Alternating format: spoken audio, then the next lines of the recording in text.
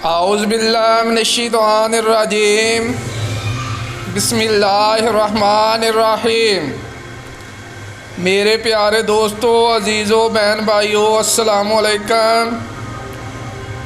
दरूद पाक पढ़ें, चलते हैं हदीस मुबारक की तरफ।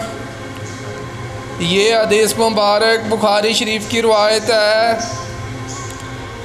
इसमें बताया गया है दज्जाल किस मुल्क में नहीं जा सकता। रसूल करीम सल्लल्लाहु अलैहि वसल्लम ने फरमाया, कोई ऐसा शहर नहीं मिलेगा जिसे दज्जाल पामाल ना करेगा सिवाय मक्का और मदीना के। इनके हर रास्ते पर सफ बस्ता फरिश्ते खड़े होंगे जो इनकी हिफाजत करेंगे। फिर मदीना की ज़मीन 3 मरतबा कांपेगी, जिससे एक एक काफिर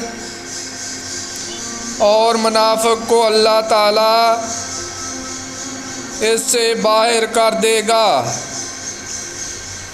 मेरे प्यारे दोस्तों, अगर आप हदीस मुबारक सुनना पसंद करते हैं तो इस तरह की मज़ीद हदीस के लिए चैनल को सब्सक्राइब कर लें।